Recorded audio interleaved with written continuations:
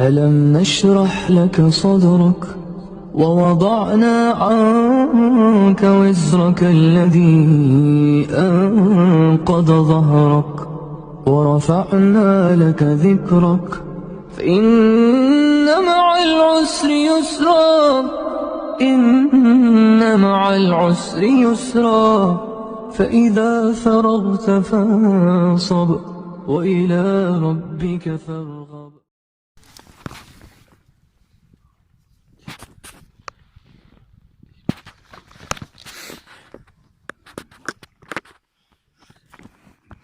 Au nom de Dieu, le clément, le miséricordieux par essence et par excellence, la louange est à Dieu, Seigneur et Maître des mondes. Seigneur Dieu, c'est toi que nous adorons. Seigneur Dieu, bénis et accorde tes bienfaits en abondance à Mohammed sallallahu alayhi wa sallam ainsi que sa famille, de même que tu as béni tes bienfaits à Ibrahim d'entre les habitants des univers. Chers frères et sœurs, je vous salue avec le salut de l'islam. Et le salut de l'islam, assalamu alaikum wa rahmatullah. Le thème de ce serment, c'est un thème qui est important, un thème dans la lecture et la méditation du Coran. Je vais être bref vu le temps. Je m'en excuse auprès de mes frères. Et donc, Allah a donné à cette communauté musulmane le Coran, qui est la référence première. Cette référence, malheureusement, il est abandonné par la plupart des musulmans. Quand je dis laisser ou abandonner, c'est on ne l'applique pas dans nos quotidiens. Alors qu'Allah subhanahu wa ta'ala, il a dit, certes, le Coran guide vers ce qu'il y a de plus droit et il annonce aux croyants qui font des bonnes œuvres qu'ils auront une grande récompense. Dans un autre passage, il dit, si nous avions fait descendre ce Coran sur une montagne, tu l'aurais vu s'humilier et se fendre par crainte d'Allah. Et ces paraboles, nous le souhaitions aux gens qu'ils réfléchissent. Vous vous rendez compte, chers frères et sœurs, les montagnes vont fondre, vont devenir des poussières, alors que nous l'écoutions sans l'entendre, nous l'écoutions sans le comprendre, nous l'écoutions sans l'appliquer, alors que les montagnes se font dire s'il aurait descendu sur ces montagnes. Le prophète Mohammed sallallahu alayhi wa sallam qui est venu compatissant envers nous, il a dit, lisez le Coran. Il viendra le jour du jugement intercédant ses compagnons. Lisez le Coran, c'est pas lire seulement superficiellement comme on lit un journal, mais le lire d'une façon avec des conditions que le prophète Mohammed sallallahu alayhi wa sallam nous l'a montré. C'est-à-dire, c'est un ensemble de messages de la part de Dieu. Et ces messages que nous avons devant nous, nous ne pouvons pas seulement l'écouter sans l'entendre, nous ne pouvons pas le lire sans le comprendre, nous ne pouvons pas le lire sans l'appliquer. Il y a des phases, il y a des étapes, mais chaque étape est importante pour l'application et pour avoir des grandes récompenses et une guidance.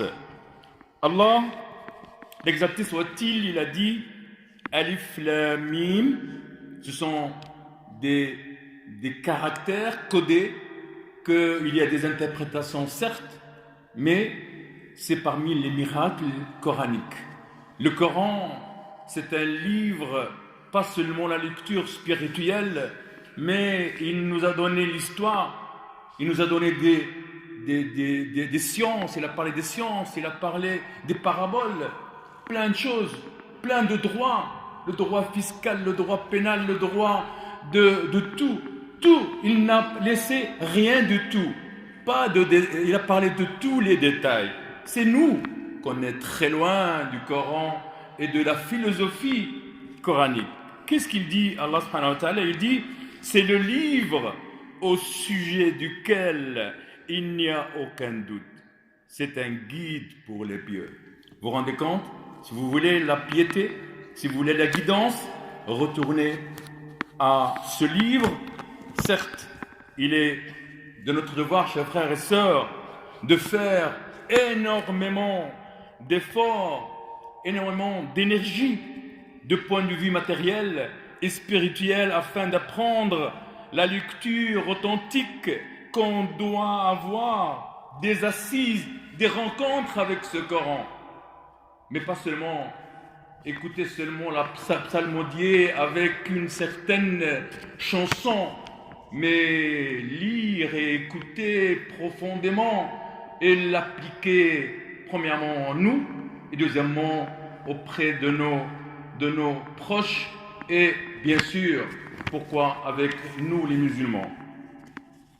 Donc on doit avoir un wird, une rencontre avec ce Saint-Coran, un rencontre journalier pour qu'il soit le rappel. C'est un rappel pour nous, c'est une proximité, c'est une approche de la vie ici-bas et à l'au-delà. Si on suit ce Coran dans sa voie, qui nous appelle, qui nous invite à prendre place dans cette route, dans ce chemin divin, eh bien on arrivera au paradis et à la satisfaction d'Allah subhanahu wa ta'ala.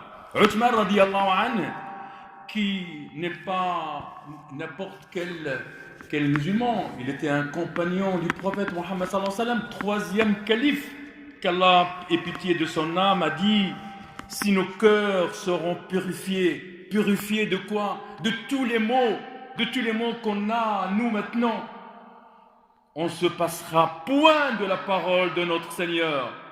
Et il ajoute: je déteste qu'un jour viendra et je ne saurai pas le lire. Vous vous rendez compte? Alors que nous, il y a des gens, bon nombre de nous, ils lisent le Coran ou ils écoutent le Coran par occasion. Ils lisent le Coran quand il y a le Ramadan. Ils lisent le Coran le vendredi quand ils lisent la sourate Al-Kahf, alors qu'on doit avoir une rencontre journalière avec notre référence, notre lumière qui est le Coran. Donc si nos cœurs seront purifiés, on ne se passera point de la parole de notre Seigneur. Et je déteste qu'un jour viendra et je ne saurai pas le lire. On doit lire le Coran, chers frères et sœurs, mais on doit le lire en se rappelant que c'est un message de Créateur qui descend sur chacun de nous. Chacun de nous, quand il lit le Coran, il dit: il n'y a pas qu'un siècle qu'il a été descendu, mais il est descendu pour moi. Un message pour moi. Et donc je dois le suivre, ce message. Et bien entendu, le message coranique, il y a bon nombre de versets qui ne sont pas compréhensibles par la majorité des gens. Donc on doit le joindre, on doit l'accompagner avec l'exégèse, le tafsir. Tafsir, il y en a énormément.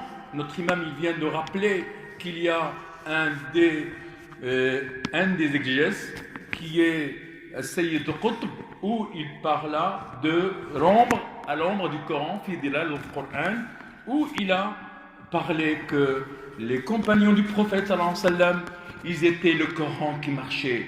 Et Aïcha radiyallahu anha, il a parlé à propos de notre exemple qui est le prophète Mohammed sallallahu alayhi wa sallam. Il disait qu'il interprétait le Coran dans la vie de tous les jours. Connaît-il nous, musulmans, nous, les jeunes de cette génération, où sommes-nous, où se situons-nous par rapport au Coran? Le Coran est valable en tout temps et en tout lieu. Il a des valeurs extraordinaires qu'on doit les partager avec tout le monde. Et donc, de son côté, Hassan al-Basri rahmatullahi alayhi, il a dit: le Coran est un ensemble de messages de leur Seigneur. Et il parlait bien entendu des compagnons du prophète, ce qu'ils ont compris, eux, d'être un ensemble de messages de leur Seigneur. Ils méditaient, ils lisaient avec méditation. Il y a lecture et lecture. On ne peut pas lire un journal comme on lit le Coran. Le Coran, c'est la parole divine. Le journal, c'est une parole des êtres humains. Donc il y a une différence. Il y a la lecture qui est plus superficielle, il y a la lecture profonde et approfondie. Et puis il y a deuxième étape, c'est l'application de ce Coran, de ces messages divins à nous, l'univers, pas seulement les êtres humains, mais aussi en particulier l'être humain qui est le calife de Dieu sur terre. Et permettez-moi, mes frères, qu'il y a une annonce. Vous savez qu'on avait commencé ça il y a des semaines pour acheter un tapis que nous allons, Inch'Allah, à l'approche du mois de Ramadan. Il reste encore plus ou moins 2000 € qu'on n'a pas encore su les récolter. On demande votre générosité afin de participer à l'élaboration et au changement de ce tapis qui dure depuis 7 ans. Et donc, qu'Allah nous donne ce Coran, qu'il devienne notre printemps, notre embellissement dans cette vie, dans nos cœurs, et la netteté de nos peines, plein d'amour et miséricordieux, qu'on soit parmi les gens du Coran, ici-bas et à l'au-delà. Wa astaghfirullah li wa lakum. Wassalamu alaikum wa rahmatullah.